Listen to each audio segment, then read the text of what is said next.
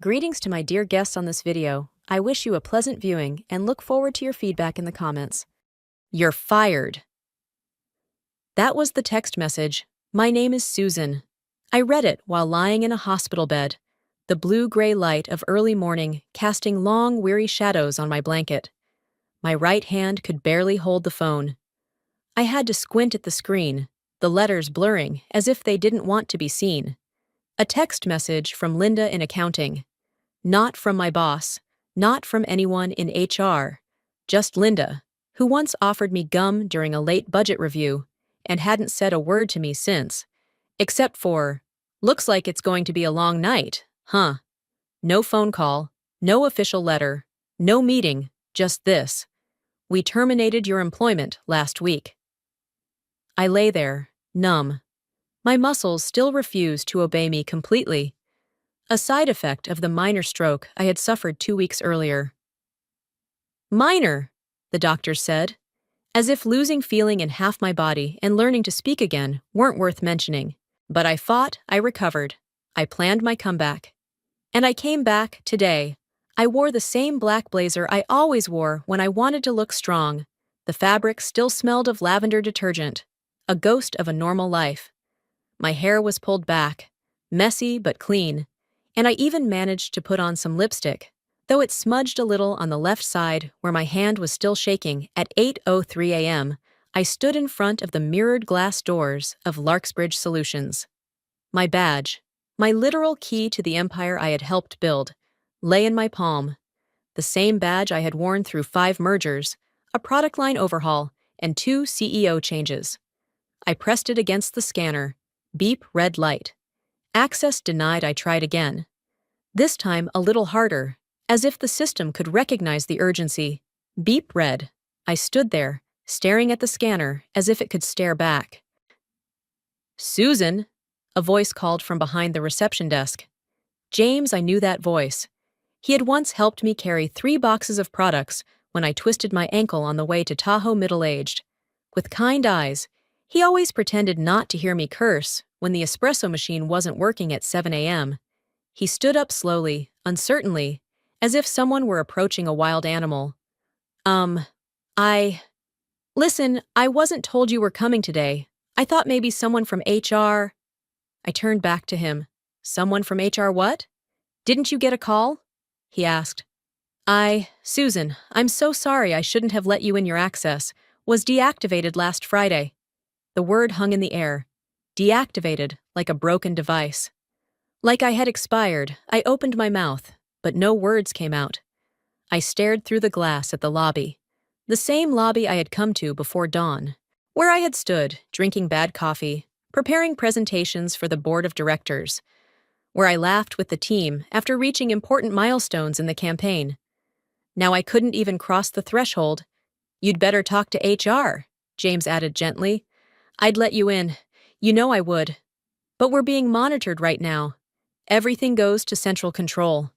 I nodded, mostly to shut him up. His pity made me nauseous. On the other side of the glass, people walked around with their heads down, coffee cups in their hands, typing on their phones. No one looked up. No one noticed me. I wasn't invisible. I had been erased. I stepped back, just once. The distance between me and the scanner increased. I looked at my reflection in the glass. Tired, pale, my eyes too wide. I looked like a ghost.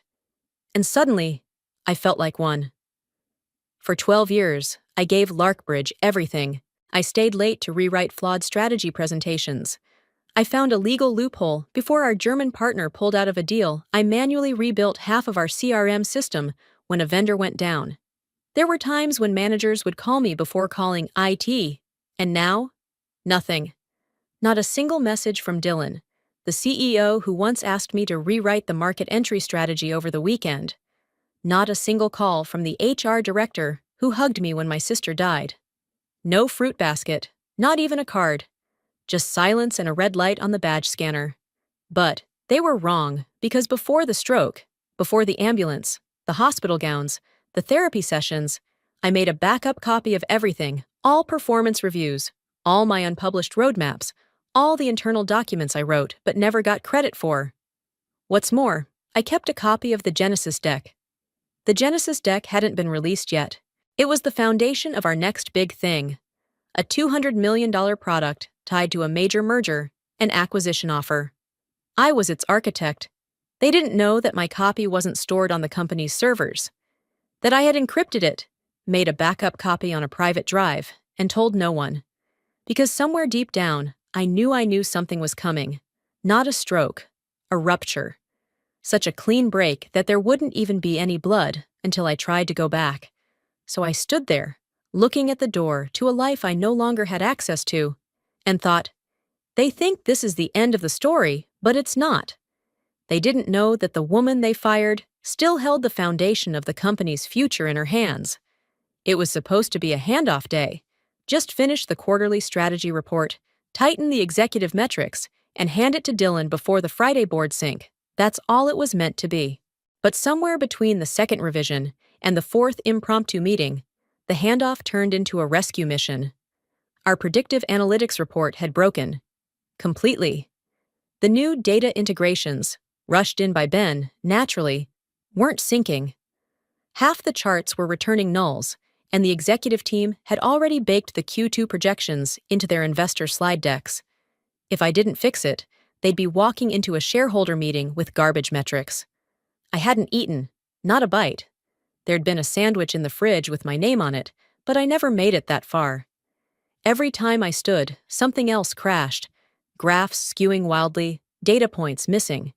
At one point, I'd rerun the same script 7 times, hoping the error would just disappear if I pushed hard enough. It was nearly 7:00 p.m. The office had emptied, that quiet, eerie hush settling into the corners like it always did on Fridays. The janitorial staff hadn't even arrived yet.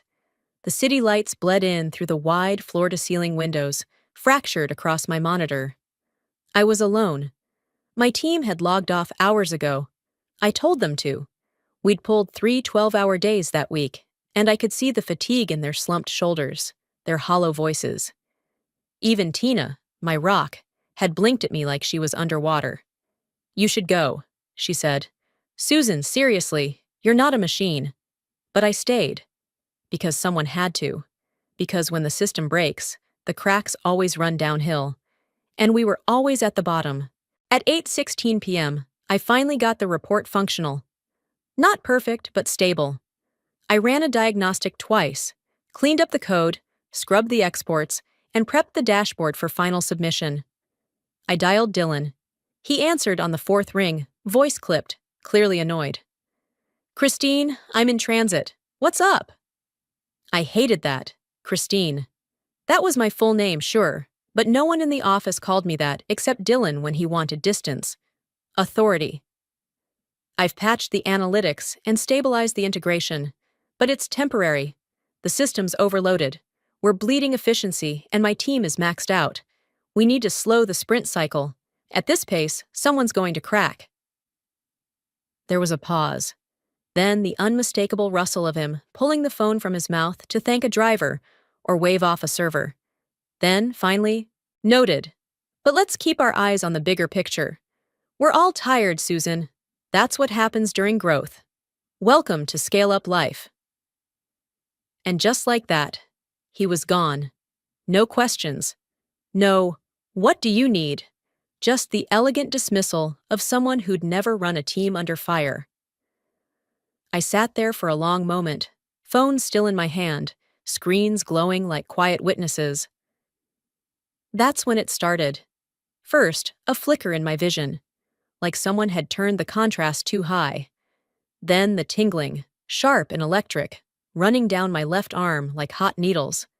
I reached for the edge of the desk and missed. The mug on my desk, my green ceramic one with the chipped handle, tipped over and shattered on the floor. I heard the sound, distant, muffled, like it was happening in another room. I tried to call out. Nothing came. My right leg buckled first. I felt the strength leave it as if someone had reached inside and unplugged the power. My mouth opened. Again, no sound. My hand curled inward, alien, uncooperative. I remember thinking, "Not now. Please, not here." But it was already happening. I fell hard against the carpet, the side of my face scraping against the corner of the file cabinet. My cheek burned. My arm twitched once, then stopped.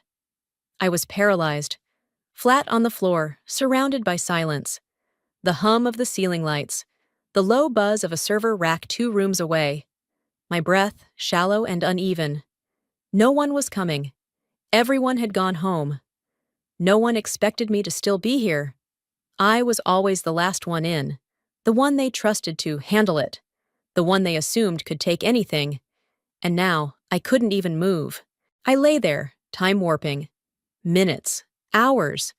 Who knows how long I drifted in and out. The cold of the floor seeped into my bones, and my fingers refused to respond. My face pressed into the carpet, vision half blocked by the leg of the desk I'd once ruled from. It wasn't fear I felt then. Not at first. It was disbelief. This is how it ends? After all the weekends sacrificed, after all the presentations that saved campaigns, after every crisis I smoothed, every late-night client save, every impossible deadline met, not with applause, not even with a thank you, but with silence and darkness. It wasn't until hours later, long after the janitor found me, long after the paramedics arrived, and someone finally said my name out loud, that I realized the company didn't break me. They just didn't bother catching me when I fell. The first sound I remember was the beeping, a slow, rhythmic blip echoing from somewhere to my left. Then the sterile scent of alcohol wipes, plastic tubing, and something vaguely citrus. A voice, a nurse maybe, saying my name softly like it might slip through the cracks of the air if they said it too loudly. "Susan, can you hear me? You're in the hospital." I opened my eyes. The ceiling was wrong, not the slatted white of the Larksbridge office, not the faint pink of my bedroom. It was too bright, too clean, and I couldn't move. My body felt distant. Not like it wasn't mine, but like I was wearing it from the outside. My left side was dead weight. I could feel the pressure of the sheets, the mattress beneath me, but nothing responded. My mouth, dry and cracked, formed the beginnings of a question, but only a raspy croak came out. A hand touched mine, gloved, warm. "You had a stroke," the voice said gently, "but you're here now. You're safe." Safe. The word didn't register. The next hour, or was it 3, blurred. Doctors murmuring over scan results. A neurologist explaining the clot, the paralysis, the fact that I'd been found unconscious on the floor hours after everyone else left. That if the janitor hadn't come early for the weekend shift, I might have died. And I believed them. I could feel it. The sheer wrongness in my body. The sharp, eerie stillness, where there used to be strength. My face didn't move the way it used to. My fingers, curled in like a baby bird's foot, refused to stretch. But what no one explained, what haunted me more than anything, was why no one noticed. Not a call. Not a message. Not a single soul at that office had followed up when I didn't send the report. Not even Dylan. When the nurse finally brought me my phone from my bag, now scuffed, the leather peeling at the edges, I held it in my right hand, the only one that still obeyed me. The screen lit up. 46 unread messages, 11 missed calls, dozens of Slack pings. Most of them were time-stamped the day after, but one notification sat at the top of my inbox like a knife. Subject: Employment status notification time, 8:43 p.m. Date: the same day, 1 minute after I collapsed. I stared at it for a full minute before opening it. Dear Susan, this message serves as formal documentation of an unexplained absence during critical operations on date. Your failure to respond to team queries and absence from scheduled reporting duties is a violation of company communication protocol. Please consider this a first and final warning. Future instances will result in escalated disciplinary action. Regards, People Operations, Larksbridge Solutions. That was it. No subjectivity, no room for curiosity or concern. I had collapsed in the middle of the office, paralyzed, and the company's first instinct was to document my non-compliance. I scrolled down further, hoping, foolishly, for some human reaction. Susan, are you okay? Let us know what happened. Even, we noticed something was off. Nothing. The team thread was full of logistical updates. Someone had sent an emoji, a goddamn checkmark on my handover status line. Dylan had replied, "Noted," to an earlier message I'd posted, then asked if Ben could take over the Q3 dashboards in my absence. Ben. The same Ben who had once asked if my team even understood performance metrics or were just playing content bingo. They moved on like I'd never been there. I felt something crack in my chest, not a sob, something quieter, more final, like a truth settling. They hadn't just let me fall. They hadn't even looked down to see where I landed. The screen went blurry. I blinked and wiped at my eyes with the edge of the hospital gown. In that moment, I didn't feel betrayed. I felt clarified. There was no confusion anymore. No lingering hope that my work had mattered. No illusion that I was part of the team. I was a function, a number in a dashboard, a deliverable in a sprint, a name on a slide.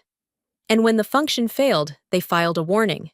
What they didn't know, what no one in that spotless HR email or sterile leadership Slack would ever suspect, was that I still had access, not just to files, not just to code, but to the truth. The truth about how the company's success had been built, not on Dylan's vision or Ben's buzzwords, but on the backs of the people they ignored, people like me. And I still had the Genesis deck, the real one, the one that would make or break the acquisition. And they were about to learn that you don't get to erase the architect and keep the blueprint. Hospitals are built on silence, the kind that hums beneath fluorescent lights, that fills the space between slow footsteps and whispering machines. The kind of silence that doesn't comfort, it warns, like the calm before a decision is made without you. I sat up in bed that morning, one hand curled uselessly beneath the sheets, the other holding my phone like it might still deliver something human. Some scrap of kindness, some signal I hadn't been entirely forgotten. I'd tried them all. First HR. I called twice, left voicemails both times. I even sent an email with the subject line, "Urgent, medical emergency during work hours." No response.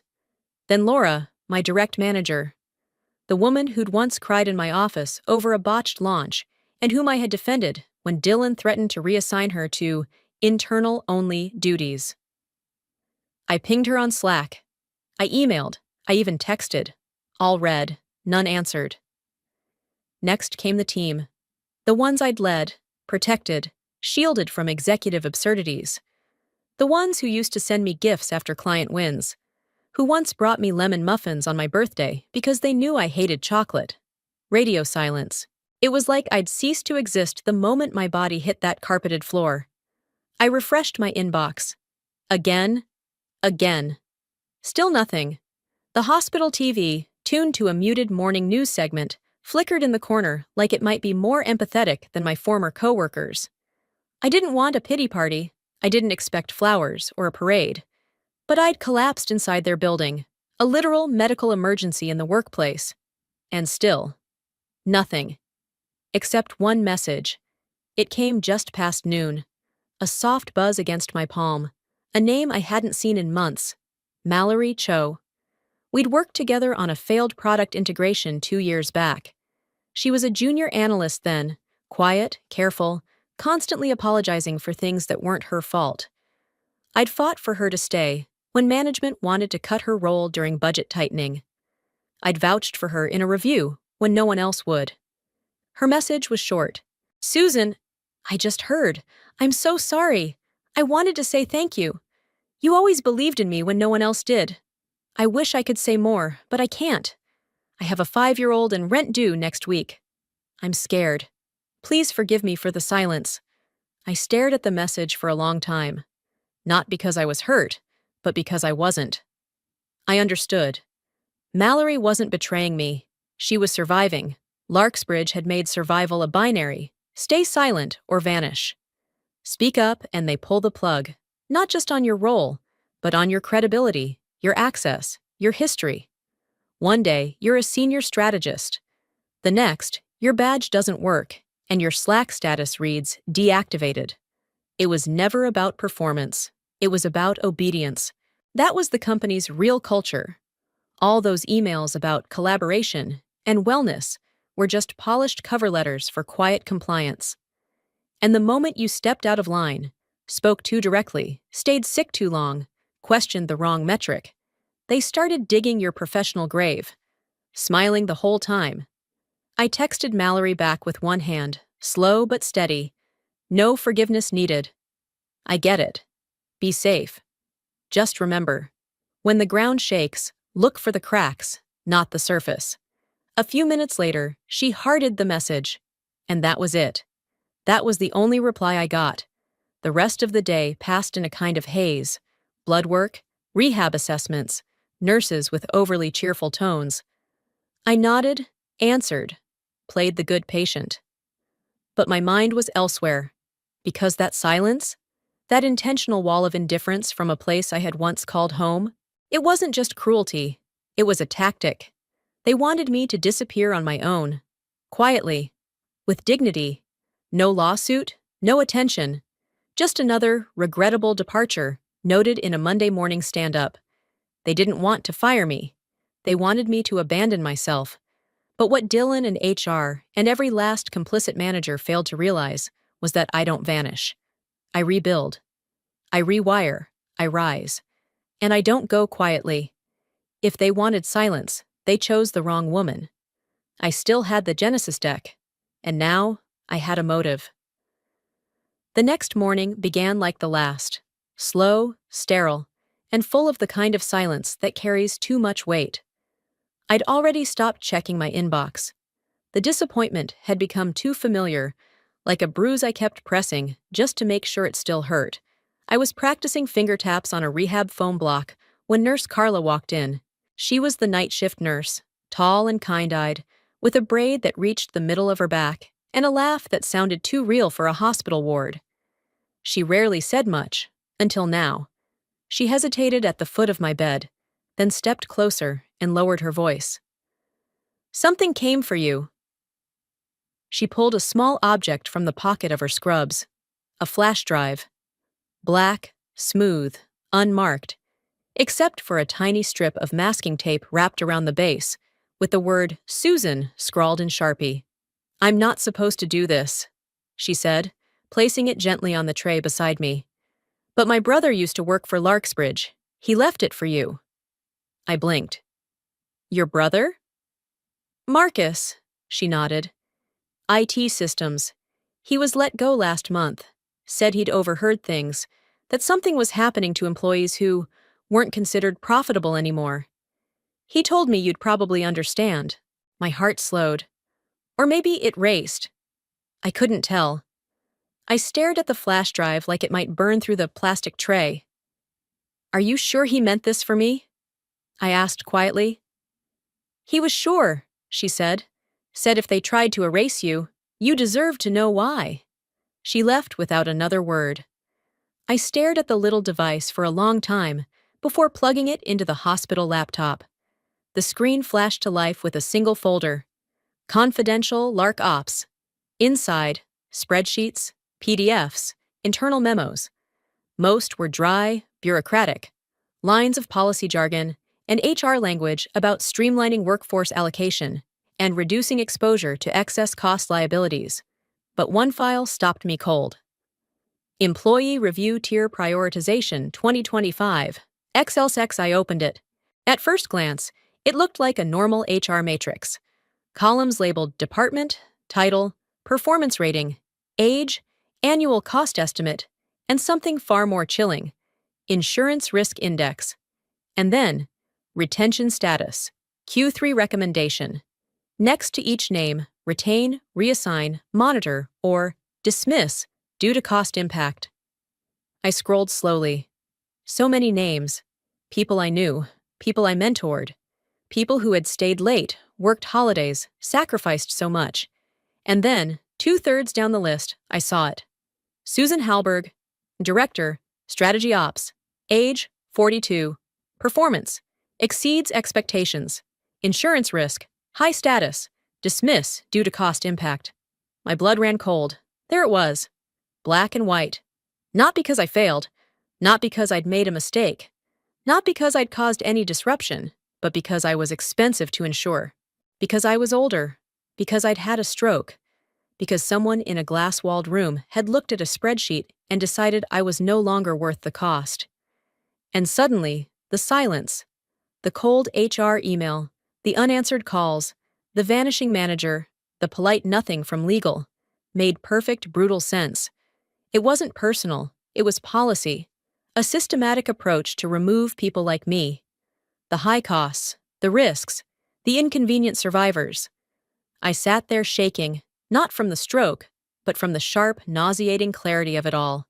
They'd prepared for this, forecasted it, strategized it. We were numbers, not teammates, not colleagues, not humans. I wasn't just collateral damage. I was a line item in a calculated purge. And now, I had proof. I closed the laptop and unplugged the flash drive. My mind was already moving, not with rage, not yet, but with precision, with purpose. If they wanted quiet elimination, they were about to get loud exposure. Because now I didn't just have a motive. I had a plan. And this time, I wouldn't be the one disappearing. I stayed up most of the night. The hospital lights dimmed around 10, but I didn't notice. I lay propped in bed, laptop balanced on my good leg, clicking through file after file, every new document tightening the knot in my stomach. There were dozens of names, dozens of people I'd worked alongside for years. Most of them over 50. Some were a little younger, but all had one thing in common: medical flags. There was a field in the spreadsheet I hadn't noticed at first, tucked toward the end. Health disclosure risk. Next to each name was a one-word status: high, elevated, flagged. And beside those statuses, in pale gray text, barely darker than the background, was the same chilling instruction over and over again: start exit plan. I clicked through more names. Faces started flashing in my memory. People I hadn't thought about in months, maybe longer. Anne Trujillo, marketing VP. She used to keep dark chocolate in her drawer and always snuck extra budget lines into my project estimates when she knew I was underpaid. She'd had a breast cancer scare 2 years ago. Start exit plan. Harold Jameson, legal counsel. Quiet, brilliant, dry humor like a scalpel. He had a limp from a skiing accident 10 years ago, then a back surgery last summer. He was gone before Q1. Start exit plan. Melissa Yoon, my old mentor, taught me how to write strategic decks so sharp they could slice through politics.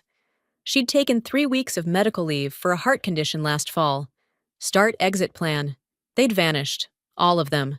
Back then, I didn't question it. No one did. Their desks just emptied overnight. Slack statuses went gray. A manager would make some vague statement in a Monday sync.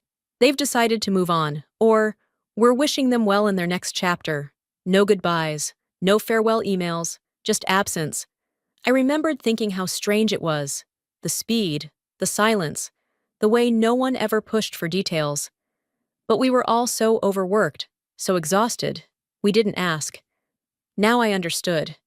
It was by design. They weren't just losing talent. They were removing liabilities. People who dared to be human, who got sick, who slowed down, who needed insurance, became burdens. And burdens had to be off-boarded. Quietly, cleanly, with plausible deniability. It was grotesque, and it was working. I scrolled further down the document until I found a section labeled Projected Q4 Risk Forecast. And there it was again. Christine Susan Hallberg, High Cost Exposure, Initiate Non-Confrontational Separation Strategy. I sat there, breathing slow and shallow, hand trembling on the trackpad. Non-confrontational separation strategy. That was the term for what happened to me. No warning, no contact. Just a revoked badge, a formal reprimand for unexplained absence, and a wall of silence tall enough to bury the truth. This wasn't negligence. It was procedure. And the people enforcing it, the HR leads, the executives, even my own manager, they weren't just following orders. They were protecting the system, keeping the culture lean, keeping the performance narrative clean. I minimized the spreadsheet and stared out the narrow hospital window. The city lights glittered in the distance. Somewhere, someone from Larksbridge was probably raising a glass to Q2 metrics, celebrating operational efficiency. Meanwhile, I was lying in a hospital bed, recovering from a stroke I had on the job, because no one cared enough to slow the work down, because their cost-benefit analysis had already written me off. But here's the thing they didn't calculate. What happens when one of the discarded finds the pattern? What happens when the exit plan backfires? Because I wasn't a burden. I was the blueprint. And now I had the list. Names, notes, dates. Enough to build a pattern even the cleanest PR campaign couldn't bury. I didn't know exactly what I was going to do yet. But I knew this. I wasn't going to let this die in a folder labeled risk reduction. I was going to make sure the world saw what Larksbridge really was. I made the call the next morning, after reviewing the spreadsheet for the third time and confirming what I already suspected. This wasn't negligence. It was a pattern, a machine, and I needed someone who knew how to take down machines. Her name was Allison Cray. She came recommended by a friend of a friend who'd once sued a pharma giant for wrongful termination after whistleblowing, the kind of lawyer who wore flats instead of heels and spoke like she was already preparing a closing argument, even over the phone. I gave her the bare bones of it, my stroke, the email, the flash drive. She didn't interrupt, just listened. When I paused, she exhaled slowly. "Susan, I've seen a lot of corporate retaliation cases. This isn't just retaliation. It's discrimination, systemic, patterned, potentially massive." Her voice lowered, serious now. "If what you're telling me holds up, this isn't just a single wrongful dismissal. This is age-based discrimination, health status targeting. And if we find others, it's the foundation for a class action lawsuit." The words hit like a bell struck in the distance. A class action. This could go public. Headlines, investigations, accountability. But first, we had to be smart, quiet. "We need to build this from the inside out," Allison said. "Document everything. Don't send anything from a work device. Don't confront anyone yet. Get me names, dates, examples of unequal treatment. We'll create a pattern, and then we'll strike." I nodded, even though she couldn't see me.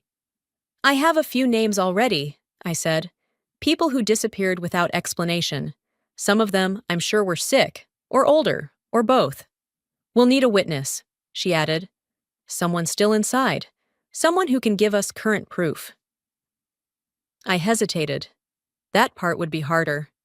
Larksbridge had built its walls well. Fear, silence, and non-disclosure agreements sealed every corner. But then, as if summoned by the thought, my phone buzzed. Jenna W. I hadn't seen her name in months. Jenna was one of our junior ops analysts. Barely a year in when I first found her curled up in the break room bathroom, crying after Ben humiliated her in a sprint review. I'd pulled her into my office, shut the door, and told her the truth. "You don't need to prove you belong here." They do. She never forgot that. Now, her message was short. "Susan, I heard what happened. If you're fighting this, I want in." I called her immediately, against Allison's advice to keep communication minimal, but I couldn't help it. "Are you sure?" I asked. "They'll come for you." "They already are," she said. "I'm the only analyst left from my cohort. Everyone else over 30 is gone. They're not even hiding it anymore." She paused, and I could hear the weight in her voice. Yesterday, I caught a memo tagged for internal-only visibility. It outlined a strategic alignment plan that included manipulating vacation logs to justify terminations. They're calling them unreturned leaves. My stomach clenched. "Jenna, how much do you have?" "A lot," she said.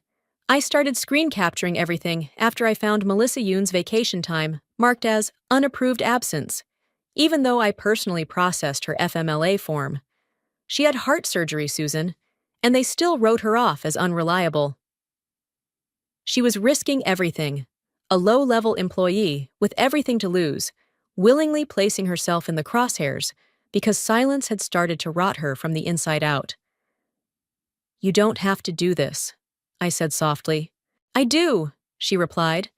"You helped me when I had no one. And now, I know what happens to people like you. People like me, someday. I won't sit still." A quiet breath passed between us. Not fear, not recklessness, something harder, sharper, solidarity. From that moment, we became a team. Quiet, invisible, strategic. Jenna began forwarding screenshots through a private encrypted channel Allison set up. Memos, Slack threads, vacation logs retroactively altered, email templates pre-written for sensitive separations, even one internal slide titled Contingency Language for Legal Escalation, which offered euphemisms to disguise forced departures as voluntary alignment transitions. Every night, I reviewed them, annotated, cross-referenced them against the spreadsheet Marcus had saved. The evidence was piling up like bricks. The machine was real. And now, we were inside it. I wasn't alone anymore. And I wasn't a victim. I was the first thread in the unraveling. 2 weeks passed in quiet motion. Every day, Jenna sent more documents. Every night, Allison cataloged, flagged, and stitched them together into a tapestry of proof. And every morning, I waited for the moment when silence turned into strategy. That moment came on a Wednesday. Allison called just after 8 a.m. Her voice was sharper than usual. Less lawyer, more tactician mid-mission. "I found it," she said without preamble. "Found what?" "Their Achilles heel," she explained. After the Larksbridge-Viora merger 8 months ago, the new legal entity, Larksbridge-Viora Holdings, was required to file updated employee protection documentation with the Department of Labor. One of those documents outlined the company's adherence to health-based termination protections under both federal and state law. It was routine, a formality, a checkbox, but they missed it. It was due 60 days post-merger, Allison said. They never filed, which means, for the last 7 months, Larksbridge has had no legal standing to dismiss employees based on medical conditions. Every single termination with a health flag is not just unethical, it's illegal. My breath caught. She continued, "This moves us beyond discrimination. We're looking at wrongful termination on a systemic scale. Retaliation. And if they've done this across state lines, we might be looking at federal violations." "And class action?" "Almost inevitable," she said. "If we can get just 3 more people willing to testify, we can file within 30 days. You'll be the lead plaintiff." The phone went quiet for a moment. Not because I didn't want this, because I did, but because I finally saw it for what it was. A reckoning. Not just for me, for everyone who had vanished without a trace. "I'm in," I said. But Larksbridge didn't wait for the news to reach them through court filings. That Friday, a courier arrived at the hospital with a sleek, heavy envelope. No return address, just my name in embossed typeface, like an invitation to a wedding I hadn't agreed to attend. Inside, a check for $200,000 and a non-disclosure agreement. The language was smooth, polished, legally dense, but the message was clear. Take the money, say nothing, disappear quietly. The document didn't admit fault, didn't even use the word termination. It referred to the stroke as a personal interruption, and my departure as a mutual reconsideration of professional alignment. Professional alignment. They were paying me to vanish, to become just another erased name, another tidy statistic, a success story in a quarterly earnings call where no one would mention the woman who collapsed trying to save their metrics. The ink on the signature line gleamed. I didn't pick up a pen. Instead, I reached for the same black marker I'd used in rehab to practice holding a grip again. My hand still trembled, but I wrote slowly, carefully, across the bottom margin of the contract. "See you in court." Then I folded the envelope, tucked it back inside, and handed it to the nurse on duty. "Can you call that courier back for me?" I asked. "Tell him I'm returning the offer." She raised an eyebrow. "Sure. Any message?" "Just let him know it's not enough." Because it wasn't. Not enough for Anne, or Harold, or Melissa, or Jenna, or me. They built an empire on silence. Now they'd hear what happens when the silence fights back. The courtroom was colder than I expected. Not the temperature, something else. A stillness, like the air itself was holding its breath. I sat in the witness box, back straight, despite the tightness in my shoulder. My left hand rested in my lap, still only partially responsive, but I'd stopped hiding it. Let them see. Let them see what silence looked like in the end. The court officer adjusted the mic and nodded. Please state your name for the record. Susan Christine Hallberg. My voice didn't tremble. It rang. The lawyer, Allison, stood tall and calm at the prosecution table, her tablet in hand. She tapped it once, and the monitor beside the jury lit up. A grayscale MRI scan. My brain. The stroke. She let it sit there for a beat too long, just long enough for the jury to shift in their seats. Then she spoke. Ms. Hallberg, can you confirm the date of this image? July 14th, I replied. The day I collapsed at Larksbridge's office. And was that during working hours? It was 8:44 p.m. I was finalizing a critical report the executive team needed for a shareholder presentation. She nodded and tapped again. Another slide appeared. The Slack time-stamped message I never answered. Hey, Susan, can we still get that finalized dashboard tonight? Board review is first thing in the AM. Ben. Followed by another. Please confirm, Dylan's expecting it. Then, another image. The employment status notification email. Time-stamped 8:45 p.m., 1 minute after my collapse. Ms. Hallberg, Allison said, turning to the jury. Did anyone from your team contact you when you didn't respond? No. Did HR reach out, call the hospital, follow up? No. Instead, you received a formal written warning while lying unconscious from a stroke. Is that correct? I looked at the jury, at the woman in the second row whose brows had tightened since the MRI scan, at the man near the end with a gray mustache who kept shaking his head like he was trying to erase the disbelief. Yes, I said. That's correct. Gasps weren't allowed in court, but I heard them anyway, in the shuffle of feet, the slow exhale of tension breaking. Allison paced back to her table. Calm, measured. Now, let's discuss the exit strategy files. Can you confirm this screenshot? I glanced at the screen. A line item from the spreadsheet Marcus had saved. My name. Susan Hallberg, age 42. Risk. High. Start exit plan. Yes, that's me. And you had never seen this document before your stroke? No? Was your performance ever flagged? Never. I had exceeded all key performance indicators for 7 consecutive quarters. The room shifted. Even the judge leaned in slightly now. Then came the defense. Dylan Mercer, CEO of Larksbridge Viora, wore a navy suit too tailored for humility. He smirked as he took the stand. Defiant, dismissive. Like this was just another quarterly review he could spin his way out of. He denied knowing about the document. He denied giving any directives related to medical flagging. He denied even remembering my stroke. Allison let him talk. Then she dropped it. Mr. Mercer, she said smoothly, pulling a final document onto the screen. Can you confirm this is your executive insurance filing with the company? He squinted. Yes, that's standard. What's your point? The point, she said, is that you declined personal liability insurance. He frowned.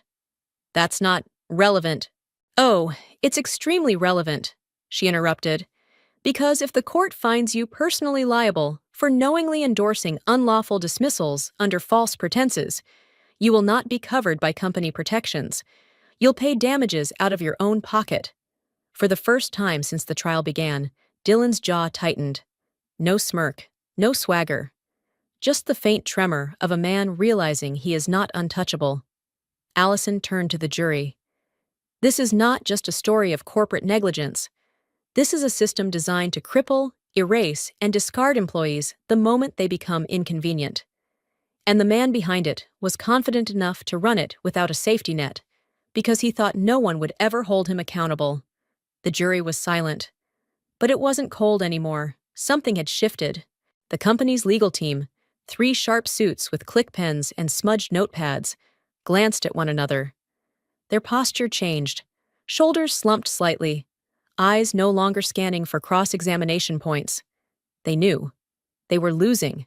I stepped down from the stand, escorted back to my seat with slow, deliberate steps. I didn't look at Dylan. I didn't need to, because the court didn't see a disgruntled ex-employee. They saw the truth, and the truth didn't stutter. The courtroom was packed the day the verdict came down. Reporters, former employees, curious onlookers. Jenna sat behind me, her hand briefly brushing my shoulder before we stood.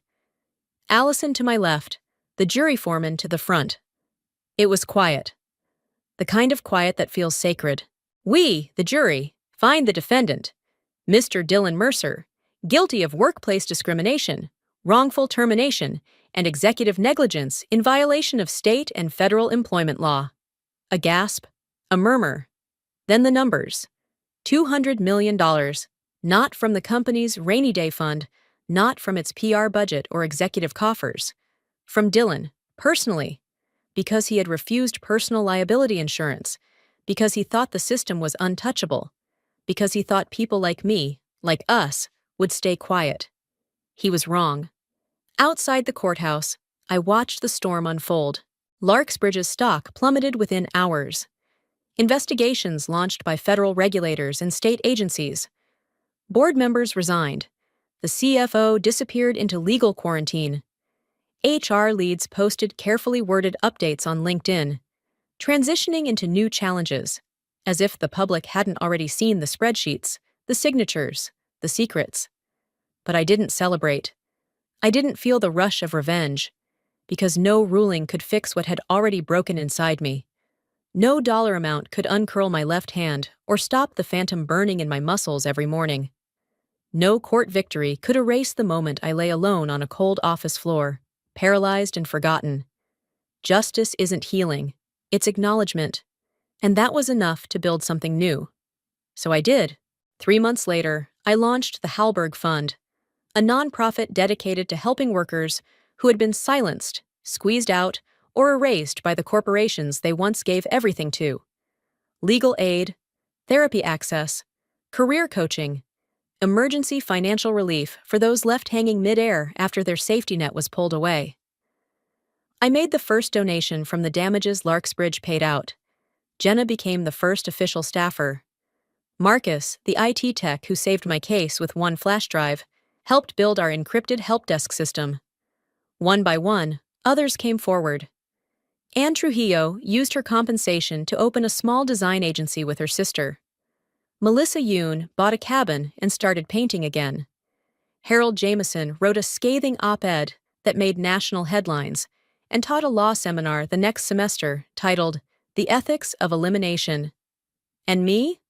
I lived quietly, not in hiding, never again, but on my own terms. I still had hospital appointments, still struggled to type with one hand, still dealt with fatigue that came out of nowhere like a crashing tide. My body hadn't returned to what it was before, but I had. Better yet, I had evolved, stronger in the way only those who've stood at the edge and chosen not to vanish can be. Some nights, I'd sit by my window, watching the lights of the city flicker like signals from a future I never planned for. My hand still trembled sometimes when I lifted my tea, but I held it steady enough to write one line again and again. Your silence is not required, because now it wouldn't be. Because one woman's story, told loud enough, can become a map for everyone else still trying to find their way out of the dark. And if I could offer even one torch in that dark, then it was worth it, all of it.